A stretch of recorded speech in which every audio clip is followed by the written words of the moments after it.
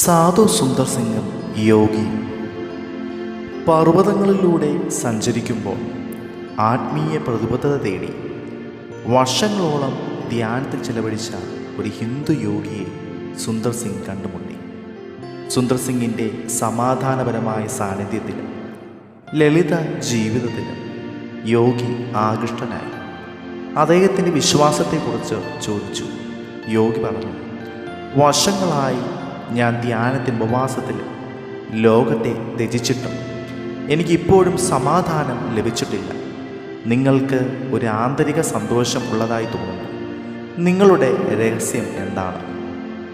സുന്ദർ സിംഗ് മറുപടി പറഞ്ഞു, യഥാർത്ഥ സമാധാനം സ്വയം ത്യജിക്കുന്നതിലൂടെ മാത്രമല്ല, യേശുക്രിസ്തുവിനെ അറിയുന്നതിലും പിന്തുടരുന്നതിലും കണ്ടെത്താനാകും.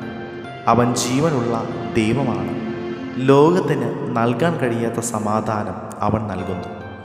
സുന്ദർ സിംഗിൻ്റെ വാക്കുകളിൽ കൗതുകത്തോടുകൂടെ യോഗി ശ്രദ്ധയോടെ കേട്ടു. തുടർന്ന് സുന്ദർ സിംഗ് ക്രിസ്തുവിൻ്റെ സ്നേഹത്തിലും അവൻ്റെ ത്യാഗത്തെക്കുറിച്ചും അവൻ്റെ പുനരുദ്ധാനത്തെക്കുറിച്ചും അദ്ദേഹത്തോട് പറഞ്ഞു.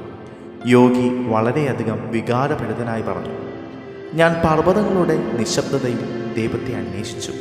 പക്ഷേ ഇപ്പോൾ അവൻ നിങ്ങളിലൂടെ എന്നെ അന്വേഷിച്ചു വന്നിരിക്കുന്നുവെന്ന് ഞാൻ കാണുന്നു. യോഗി പിന്നീട് ക്രിസ്തുവിനെ സ്വീകരിച്ചു എന്നാണ് പല കഥകളിൽ നിന്നും നമുക്ക് മനസ്സിലാക്കുവാൻ സാധിക്കുന്നത്. പക്ഷേ സാധു സുന്ദർ സിംഗിൻ്റെ സാക്ഷ്യം അദ്ദേഹത്തെ ആഴത്തിൽ സ്വാധീനിച്ചു എന്നാണ് കേൾക്കുന്നത്.